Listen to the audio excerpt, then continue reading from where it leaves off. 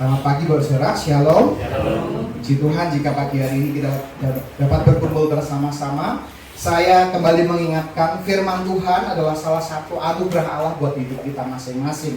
Bahwa anugerah Allah tidak tertuang dalam banyak hal yang kita damba-dambakan yang spektakuler, tapi salah satu hal yang mungkin simple, tapi ini adalah wujud anugerah Allah adalah pemberitaan firman. Kita diingatkan lagi, kita disegarkan lagi untuk kita kembali kepada firman Tuhan. Nah, kembali melanjutkan bahwa di dalam bulan ini ada satu seri yang sedang dikhotbahkan berulang-ulang, seri tentang perencanaan dan perjalanan. Jika di minggu pertama kita sudah belajar tentang bagaimana membuat rencana kehidupan. Di tanggal 8 Januari minggu kedua kita mengenal rencana Tuhan. Di minggu ketiga 15 Januari kita memahami tuntunan Tuhan. Dan hari ini kita akan belajar bagaimana dalam kehidupan kita melewati badai kehidupan. Nah, sebelum saya mulai, saudara, saya mau cerita. Di awal saya menikah dengan istri saya, kami mulai pelayanan di tempat ini. Saya masih ingat tahun 2020, kita waktu itu ibadah online. Nah, untuk sekedar tahu, saudara, waktu ibadah online saya dan istri ini bekerja sangat keras. Jadi kami berjuang sepanjang minggu, kita setting apa yang akan kita berikan dalam ibadah. Kita cari lagunya, kita cari firman Tuhan, kita dalami dan kita eksekusi, kita rekaman. Dan di hari Sabtu kita biasanya mulai dengan upload setiap video itu ke YouTube. Jadi setelah diedit berjam-jam berhari-hari kita upload di YouTube. Dan upload di YouTube itu tidak seperti kita update story ya, diklik langsung muncul. Perlu waktu yang lama. Dan saya lupa tanggal berapa, di bulan berapa, ada satu momen di mana saya menunggu. Jadi biasanya pagi kita ibadah kan, dan di tengah malam kami dengan banyak tenaga yang kita curahkan dengan besar, kami upload. Dan apa yang terjadi, ternyata satu Jawa Tengah ini lampunya mati. Waduh, jadi yang harusnya kita ibadah jam 7, saya masih ingat waktu itu kita mundur sampai jam 8 atau jam 9. Dan saya ingat di grup gereja dia bilang, oh ya terima kasih, saya mau belanja ke pasar dulu. Ada yang ini, saya masih ingat peristiwa itu. Jadi ada satu hal yang saya ingin jelaskan adalah kadangkala kita membuat perencanaan dan kita menjalani sebuah perjalanan, tapi entah kenapa selalu ada hal yang meng-cancel kita. Ada badai yang seakan-akan apa yang kita rencanakan, apa yang kita jalani, semuanya berubah. Dan itu membuat kita untuk melihat apa yang Tuhan sebenarnya firmankan, tuntunkan, dan bagaimana kita mengenal rencana Tuhan dalam hidup kita masing-masing. Hari ini kita belajar bagaimana melewati badai kehidupan. Saya rasa kita sudah terlalu paham apa itu badai kehidupan. Hari ini kita belajar bagaimana melewati badai kehidupan itu. Kita baca Kisah Para Rasul pasal yang ke-27. Saya akan baca ayat 1, saudara ayat 2, demikian seterusnya sampai yang ke-8 kita baca sama-sama. Sudah ketemu, katakan amin. Ya. Setelah diputuskan bahwa kami akan berlayar ke Italia, maka Paulus dan beberapa orang tahanan lain diserahkan kepada seorang perwira yang bernama Julius dari pasukan Kaisar. Kami naik ke sebuah kapal dari Hadramilium yang akan berangkat ke pelabuhan-pelabuhan di sepanjang pantai Asia. Lalu kami bertolak. Aristarchus, seorang Makedonia dan Tesalonika menyertai kami. Pada keesokan harinya kami singgah di Sidon. Julius memperlakukan Paulus dengan ramah dan memperbolehkannya mengunjungi sahabat-sahabatnya supaya mereka melengkapkan keperluannya. Oleh karena Isakal kami berlayar dari situ menyusur pantai Siprus. 5. Dan setelah mengarungi laut di depan Kilikia dan Pamfilia, sampailah kami di Mira di daerah Likia. Di situ perwira kami menemukan sebuah kapal dari Alexandria yang hendak berlayar ke Italia. Ia memindahkan kami ke kapal itu. Selama beberapa hari berlayar, kami hampir-hampir tidak maju dan dengan susah payah kami mendekati Knidus karena angin tetap tidak baik. Kami menyusur pantai Kreta melewati Tanjung Salmon. 8 kita baca sama-sama, 2, 3. Sudah kami dengan susah payah melewati Tanjung itu, sampailah kami ke sebuah tempat bernama Pelabuhan Indah di dekat kota Lasea. Amin. Nah, Sebelum kita masuk lebih jauh di dalam pembacaan atau teks yang kita baca ayat 1 sampai 44, saya ingin menjelaskan konteks dari pasal 27. Sebenarnya konteks dari pasal 27 ini terletak dari dua frase awal, dikatakan setelah diputuskan. Nah, frase ini setelah diputuskan ini sebenarnya dijelaskan lewat perjalanan Paulus jauh sebelumnya. Nah, saya menuliskan ini supaya kita bersama-sama melihat apa yang sebenarnya terjadi di sepanjang pasal di dalam Kisah Para Rasul ini yang menolong kita mengerti apa maksud frase setelah diputuskan. Di pasal 9 Kisah Para Rasul, saudara akan lihat Paulus bertobat. Jadi dia sebelumnya adalah seorang teroris yang suka nyiksa orang, suka membunuh orang percaya. Dia ketemu Tuhan dan akhirnya menjadi seorang yang sangat cinta Tuhan. Dan akhirnya dia melayani Tuhan, memberitakan Injil dari kota ke kota. Kalau saudara melihat dari pasal 10 sampai 21, ada kota-kota yang saya sebutkan. Ada Antioquia, Iconium, Makedonia, Filipi, Tesalonika, ada Athena, ada kota Korintus, Efesus, Kaisarea, dan akhirnya kembali ke Yerusalem. Di pasal 21, Paulus ditangkap. Setelah dia melayani begitu rupa, berjuang begitu rupa, berpindah dari kota ke kota yang lain, dia ditangkap karena didakwa apa? Membuat onar dan mengajarkan bahwa Paulus ini sedang menentang hukum Taurat. Orang Yahudi nggak suka, akhirnya dia laporkan kepada pemerintah pada waktu itu yaitu pemerintahan Romawi, dan akhirnya Paulus ditangkap. Pasal 22, Paulus dibawa ke markas orang Romawi, dan bukan hanya dibawa ke markas, tapi juga disesah, disiksa, diborgol, mengalami hal yang tidak nyaman. Di pasal 23, Rasul Paulus dihadapkan ke mahkamah agama. Nah, di pasal 24, Rasul Paulus bersidang lagi dan berhadapan dengan Gubernur Felix. Perhatikan baik, dari markas orang Romawi, lalu ke mahkamah agama, dan akhirnya ke Gubernur Felix. Jadi skemanya dari yang rendah ke tinggi, ya.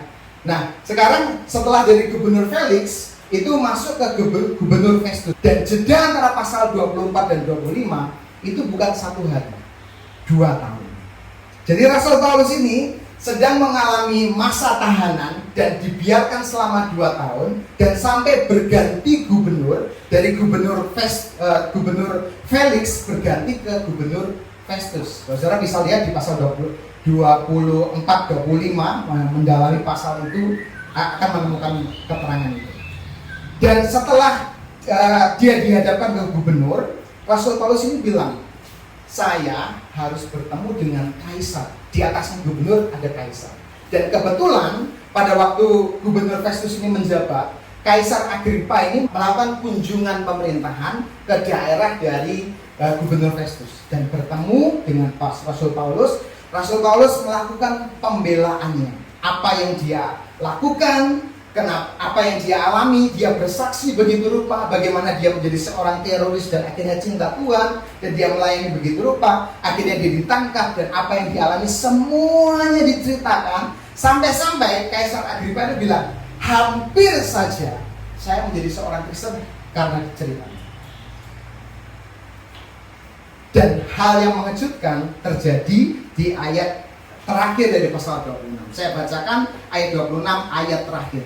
Kata Agripa kepada Festus, orang itu sebenarnya sudah dapat dibebaskan sekiranya ia tidak naik banding kepada Kaisar.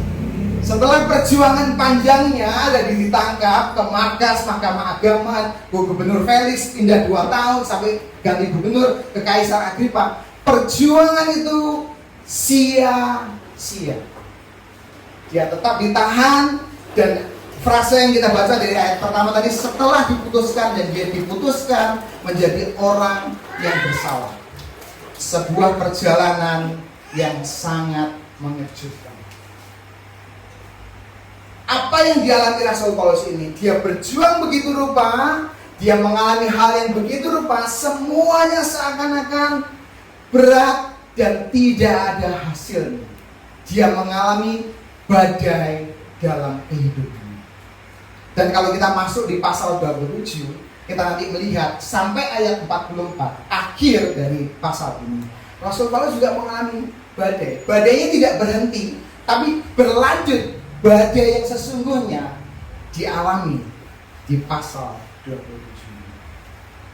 Lalu pertanyaannya adalah, bagaimana kita bisa dapat melewati badai kehidupan dengan baik? Perhatikan, bagaimana kita dapat melewati badai kehidupan dengan baik? Ada 3 hal yang kita akan pelajari. Yang pertama, sesuai yang kita baca tadi ayat 1 sampai 8, Saudara, pembacaan kita akan memberikan sebuah keterangan bahwa sebenarnya Rasul Paulus ini memiliki penyertaan Tuhan dalam hidupnya. Nah, yang pertama, Rasul Paulus dia punya pengawal yang baik. Perhatikan lagi di ayat yang pertama, bahwa kami akan berlayar ke Italia, maka Paulus dan beberapa orang tahanan lain diserahkan kepada seorang perwira yang bernama Julius dari pasukan Kaisar. Julius ini adalah seorang perwira dari pasukan Kaisar.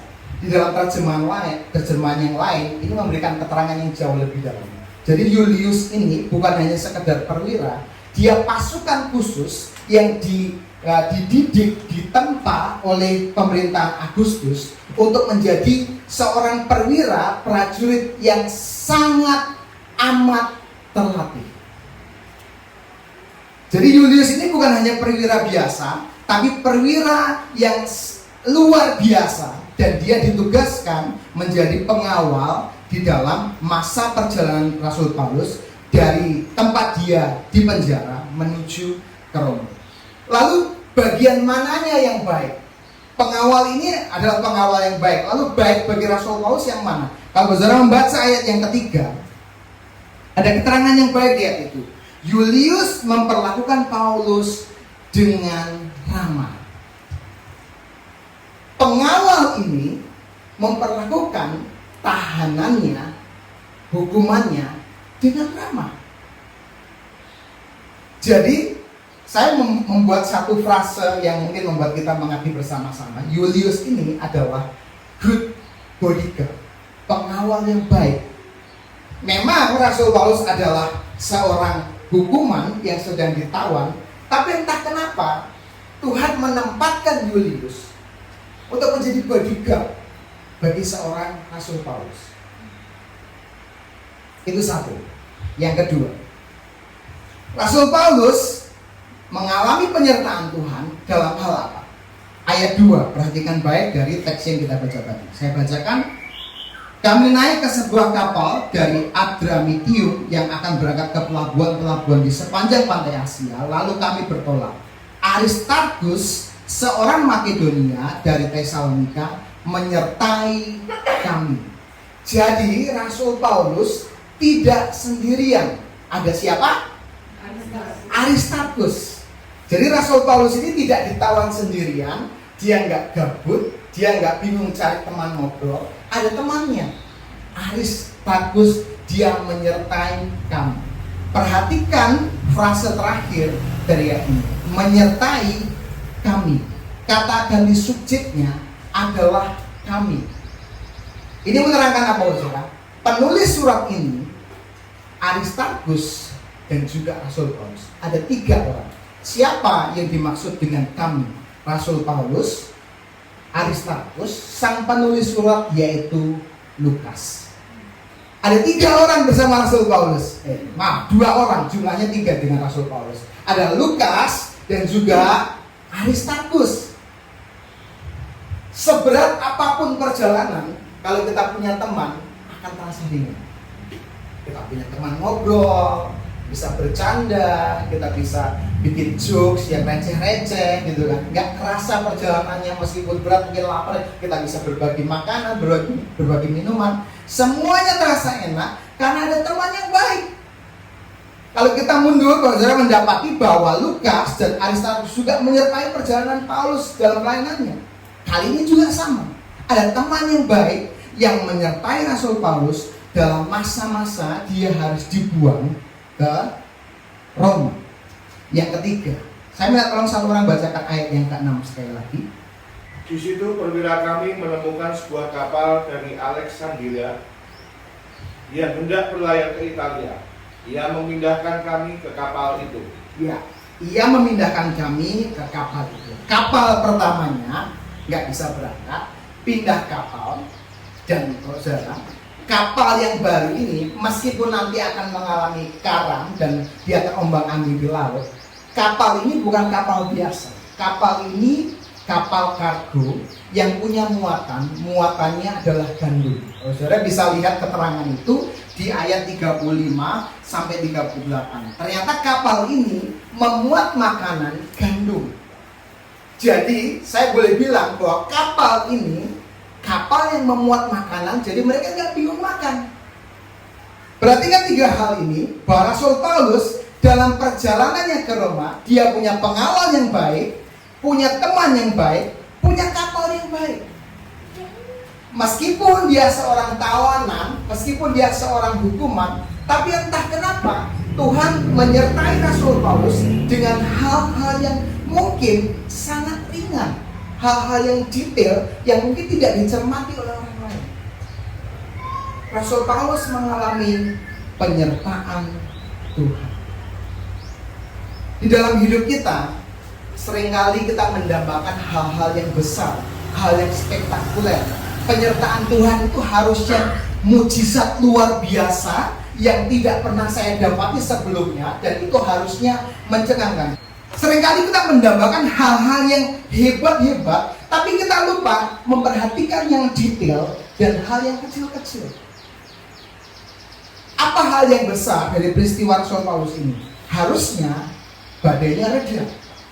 Harusnya perjalanan Rasul Paulus ini lancar tanpa hambatan, dan harusnya Rasul Paulus bebas dari hukuman. Tapi semuanya nggak ada itu. Badainya tetap ada hambatan dalam perjalanan, dan Rasul Paulus tetap menjadi seorang yang terhukum dan dia nggak bebas. Tapi Tuhan tidak berhenti menyertai Rasul Paulus. Ada teman yang baik, ada pengawal yang menyertai dia yang sangat ramah, ada kapal yang nggak usah bingung bahwa nanti makan di mana. Penyertaan Tuhan tertuang dalam hal-hal yang kecil, hal-hal yang detail, hal-hal yang mungkin tidak pernah kita kira. Seringkali kalau badai datang, yang kita dambakan apa? Bagaimana badai ini bisa selesai? Saat badai datang, bagaimana masalah ini semuanya cepat surut? Tapi kita lupa, di dalam badai pun Tuhan menyertai. Kita lupa, dalam permasalahan yang kita hadapi, Tuhan tidak berhenti menyertai kita. Cuman terkadang kita lupa untuk melihat hal-hal yang detail dalam hidup kita masing-masing. Beberapa minggu terakhir ini, saya mendapati ada sebuah pola dalam putri kami Karis. Setiap kali kami berkumpul dan atau pulang dari tempat luar rumah. Jadi pola kami, saya dan istri adalah menjaga Karis ini bergantian. Jadi kalau pagi biasanya istri saya ini pergi ke pasar, dia rajin sekali pergi ke pasar. Jadi dia pagi-pagi dia nulis apa aja yang harus dimasak, apa aja yang harus dibeli, dia list. Lalu setelah semua selesai, lalu gantian. Saya jaga Karis di depan kamar, di ruang tamu dekat tangga. Lalu saya bersama Karis main di situ. Lalu istri saya pergi ke pasar. Nah, setelah ke pasar, tidak berapa lama ada suara pintu gerbang itu dibuka bunyinya, cekrek. Dan putri kami mengejutkan. Dia bilang, "Hah? Mana?" Dia bilang gitu. Dia tahu mamanya datang. Kami serumah itu ada 4 orang, saya, istri saya, Karis, dan juga Tata. Nah, Tata ini setiap kali pulang hari Sabtu, ya. Kadang Jumat, kadang Sabtu. Nah, sepanjang minggu Karis ini selalu pergi ke kamarnya Tata dan bilang, Tata. Nah, ketika kami berkumpul, saya, istri saya, dan Karis berkumpul gitu kan, lalu ada suara sama kayak tadi, cekrek gitu. Karis ini bilang gini, Tata. Dia tahu bahwa ada seseorang yang akan datang kepada dia dan gak akan meninggalkan dia. Kepekaan inilah yang seringkali luntur dalam hidup kita. Kita lupa bahwa kita sudah gak peka lagi akan penyertaan Tuhan. Yang kita dambakan apa? Masalahnya selesai dong. mujizatnya datang dong. Semua sakit penyakitku sembuh dong. Kita lupa kepekaan kita akan hal-hal detail, hal yang kecil tentang penyertaan Tuhan. Semuanya itu mudah. Saya belajar dari putri saya bahwa setiap kali ada suara yang cekrit, dia tahu orang yang dia kasihi datang. Dia tahu orang yang dia kenal akan pulang. Ada kepekaan dalam dirinya yang membuat dia yakin bahwa dia disertai. Seringkali permasalahan kita memberangus kepekaan kita akan Tuhan. Kita nggak peka lagi akan hal-hal detail. Ada teman yang menyertai kita, ada gembala, Bapak Ibu gembala di tempat ini yang kadang memberikan firman Tuhan tiap pagi.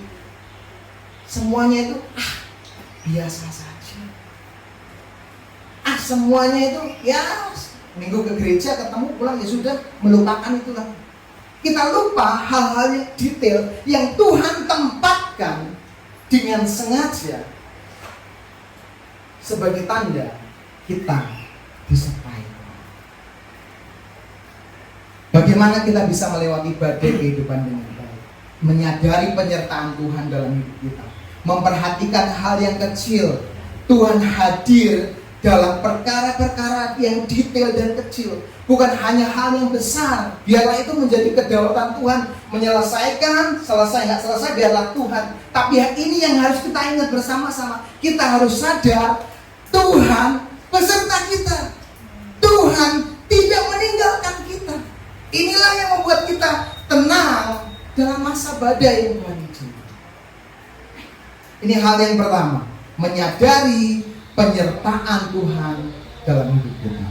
Hal yang kedua, mari kita baca sama-sama dari ayat 22 sampai yang ke-20. Saya baca 22, Bapak Saudara 23 sampai kita selesai di ayat 22. Tetapi sekarang juga dalam kesukaran ini aku menasihatkan kamu supaya kamu tetap bertabah hati, sebab tidak seorang pun di antara kamu yang akan binasa kecuali kapal ini. Karena tenggelam seorang malaikat dari Allah, yaitu dari Allah yang aku sembah sebagai miliknya, berdiri di sisiku. Dan ia berkata, jangan takut Paulus, engkau harus menghadap kaisar. Dan sesungguhnya oleh karunia Allah, maka semua orang yang ada bersama-sama dengan engkau di kapal ini akan selamat karena engkau. Sebab itu tetapkanlah hatimu, saudara-saudara, karena aku percaya kepada Allah bahwa semuanya pasti terjadi sama seperti yang dinyatakan kepadaku. 26 kita baca sama-sama, 23. Namun kita harus mendamparkan kapal ini di salah satu pulau. Amin. Sebelum kita mendalami ayat ini 22 sampai 26, saya ingin mengajak saudara mundur di ayat 10. Perhatikan ayat 10. Ayat 10 mengatakan, saudara-saudara, aku lihat bahwa pelayaran kita akan mendatangkan kesukaran-kesukaran dan kerugian besar, bukan saja bagi muatan dan kapal, tapi juga bagi nyawa kita. Rasul Paulus menyadari bahwa perjalanannya setelah dia ganti kapal, dia mengalami angin yang nggak jelas kapan selesainya. Lalu dia bilang kepada perwira, dia bilang bahwa kepada orang di kapal, saudara-saudara, pelayaran kita, perjalanan kita ini membahayakan, akan mendatangkan kesukaran dan mendatangkan kerugian. Bukan saja untuk kapal ini, untuk muatan yang ada di kapal, dan juga bagi nyawa kita. Tetapi apa yang terjadi? Nasihat di ayat 10 ini tidak digubris. Perwira ini lebih peduli, lebih percaya kepada jurumudi dan juga nahkoda. Dia melanjutkan perjalanan, dan apa yang terjadi? Mereka terombang-ambing hilang. Dan di ayat yang kita baca, ayat 22 dan 26, Rasul Paulus mendapat pesan firman Tuhan. Dikatakan bahwa Paulus, kamu jangan takut.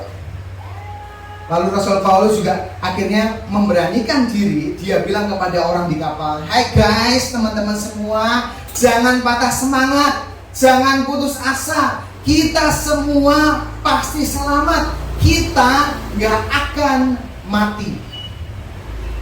Janji firman Tuhan yang diterima oleh Rasul Paulus, dia nggak berhenti, dia secara aktif mematuhi janji Tuhan. Kenapa saya pakai frase secara aktif?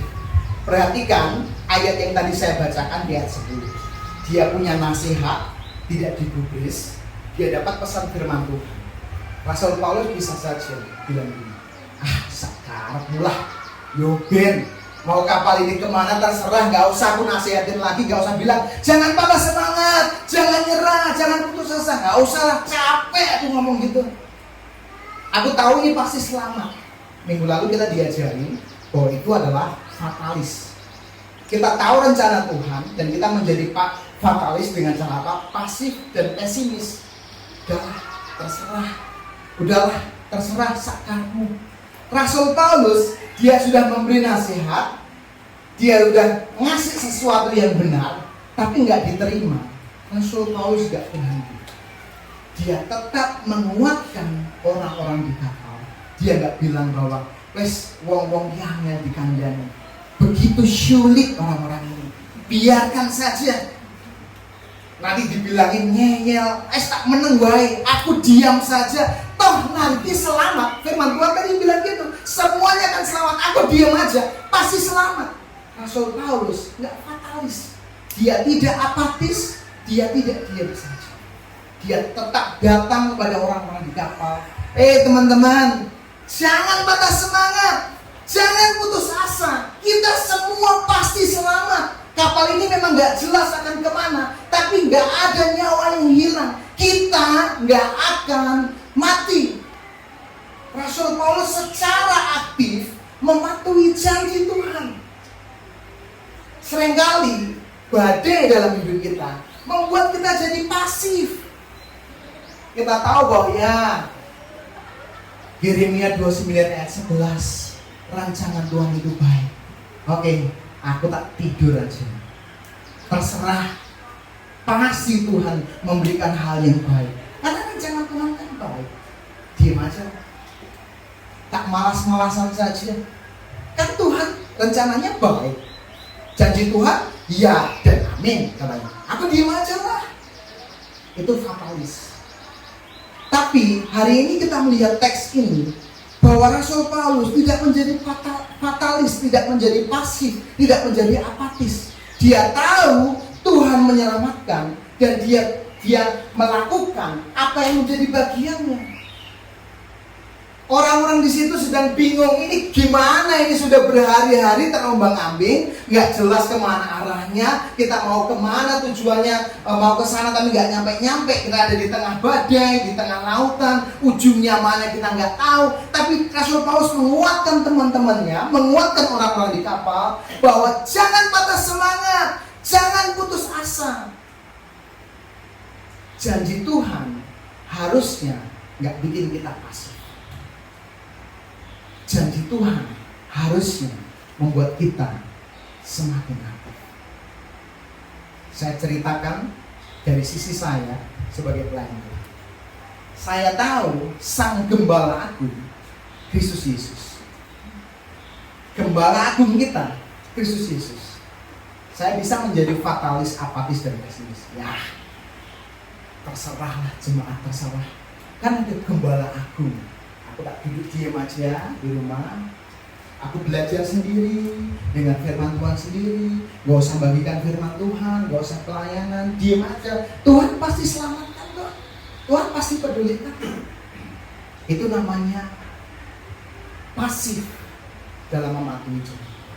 Menjadi pasif dan apatis. Istilah tadi bilang menjadi fatalis. Kalau kita tahu ada masa depan di tangan Tuhan, bukan berarti kita harus malas-malasan. Kalau kita tahu Tuhan mengasihi anak kita, bukan berarti kita harus membiarkan. Kalau kita tahu rancangan Tuhan itu ya dan amin dalam hidup kita, bukan berarti kita harus diam. Belajar secara aktif mematuhi janji Tuhan. Saat kita ada di tengah badai, apakah kita menjadi fatalis atau libertarianis? Kita tahu ada janji Tuhan, ya diam aja lah. Saya nggak usah bergantung pada hal yang lain. Toh Tuhan nggak butuh perbuatan baik saya. Atau kita menjadi libertarianis. Nggak ada tuh yang namanya janji Tuhan. Kita harus berjuang dengan sekuat tenaga. Kita nggak butuh Tuhan. Hasil yang kita terima adalah dari apa yang kita perjuangkan sebelumnya. Nggak ada Tuhan itu dalam badai kehidupan kita. Di mana posisi kita? Semakin fatalis atau semakin libertarianis. Kita lupa bahwa janji Tuhan itu harusnya bikin kita semakin aktif, bukan diam saja. Kalau kita tahu kebenaran dalam Injil, ya kita terima dan kita resapi dalam hidup kita masing-masing. Kita kerjakan, kita patuhi secara aktif. Hal yang kedua, bagaimana kita melewati hidup di tengah badai kehidupan kita masing-masing. Kita harus mematuhi janji Tuhan secara aktif. Yang terakhir, kita baca dalam ayat 42 sampai yang ke-44. Mungkin satu orang boleh bantu saya bacakan 3 ayat ini, 42 ayat 42 sampai 44. Pada waktu itu, prajurit-prajurit bermaksud untuk membunuh tahanan-tahanan, supaya jangan ada seorang pun yang melarikan diri dengan berenang. Tetapi perwira itu ingin menyelamatkan Paulus. Karena itu ia menggagalkan maksud mereka dan memerintahkan supaya orang-orang yang pandai berenang lebih jauh terjun ke laut dan naik ke darat, dan supaya orang-orang lain menyusul dengan mempergunakan papan atau pecahan-pecahan kapal. Demikianlah mereka semua selamat naik ke darat. Iya. Frase terakhir, kalimat terakhir dari ayat 44, demikianlah mereka semua selamat naik ke darat. Saya ajak kita mundur lagi ke ayat 24. Boleh tampilkan slide-nya, ayat 24. Jangan takut Paulus, engkau harus menghadap kaisar. Ini firman Tuhan yang diterima oleh Rasul Paulus. Dan sesungguhnya oleh karunia Allah, maka semua orang yang ada bersama-sama dengan engkau di kapal ini akan selamat karena engkau.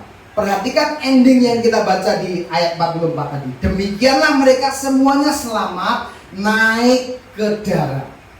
Sama persis. Janji Tuhan, firman Tuhan, sama persis terjadi di ending dari pasal ini. Semua orang selamat. Tapi mari kita perhatikan kalimat terakhir, 3 frase terakhir di ayat 24. Semua orang selamat karena engkau. Pada saat perwira ini melihat bahwa semua orang berceceran, perwira Julius tadi ingin membunuh orang-orang yang mau bebas tadi. Tapi karena perwira ini melihat ada Rasul Paulus, akhirnya perwira ini ingin menyelamatkan Paulus dan semua orang dibiarkan untuk naik ke darat dan semuanya selamat. Ini gambaran apa, Bu saudara? Gambaran tentang keselamatan dan pembebasan Tuhan dalam hidup kita. Bagaimana kita selamat? Apakah karena perbuatan baik kita? Apakah karena kesalehan kita? Apakah karena banyaknya persembahan kita? Atau karena rajinnya pelayanan kita? Enggak. Semuanya karena Kristus. Sama seperti teks tadi, semua orang di kapal selamat karena Rasul Paulus. Begitu juga dalam hidup kita. Kita selamat karena Kristus. Rasul Paulus adalah gambaran Kristus dalam hidup kita masing-masing. Kita sang penumpang kapal. Kita selamat oleh karena Kristus Yesus yang menyelamatkan kita. Inilah yang harus kita ingat. Pembebasan Tuhan, keselamatan Tuhan di dalam hidup kita masing-masing. Saat kita di tengah badai, kita harus ingat bahwa kita sudah selamat. Endingnya sudah tahu. Semuanya happy ending. Bukan karena siapa kita, tapi karena Kristus yang membebaskan kita. Saat kita di tengah badai, seringkali kita tidak ingat tentang apa itu keselamatan. Yang kita ingat apa? Reputasiku. Bagaimana kalau bisnis ini hancur? Aku dianggap bisnismen yang gagal, yang bangkrut, gak punya nama baik. semuanya runtuh. Pelayanan juga sama. Bagaimana kalau jemaat gak nambah, jemaat gak bertumbuh secara rohani? Aku gagal, aku bukan hamba Tuhan yang baik. Seringkali yang kita ingat reputasiku, aku, dan aku. Kita nggak ingat apa yang Tuhan perbuat dalam hidup kita. Saat badai yang Tuhan izinkan datang dalam hidup kita, kita harus ingat ini. Kita mengingat pembebasan yang daripada Tuhan. Inilah yang menolong kita. Bagaimana kita bisa melewati badai kehidupan dengan baik. Saya berharap 3 hal tadi bisa menolong kita saat kita melewati perjalanan yang tidak kita bisa tebak, perencanaan yang semuanya berubah, badai yang tiba-tiba datang. Bagaimana kita melewatinya? Kita sadari penyertaan Tuhan, yang hal yang kecil, hal yang detail, yang harusnya kita tahu bahwa itu terjadi karena Tuhan. Kita tahu janji Tuhan dan jangan diam aja. Secara aktif kita ingat, kita kerjakan, dan kita patuhi. Dan kita ingat yang terakhir, kita mengingat apa yang Tuhan kerjakan dalam hidup. Kalau bisnis ini harus hancur, biarlah nama Tuhan saja yang dipermuliakan. Kalau ini harus berhasil, biar nama Tuhan juga yang dipermuliakan. Karena aku milik Tuhan. Bisnis ini milik Tuhan. Gereja ini milik Tuhan. Aku sudah ditebus, diselamatkan, dikasih dan diterima oleh Dia. Maka biarlah semuanya untuk Tuhan. Badai seperti apa yang sedang kita hadapi? Persoalan seperti apa yang sedang kita berdiri di tengah-tengahnya? Saya berharap kita melihat apa yang teks ini jelaskan kepada kita. Kita menyadari penyertaan Tuhan, secara aktif mematuhi janji Tuhan, dan kita mengingat pembebasan.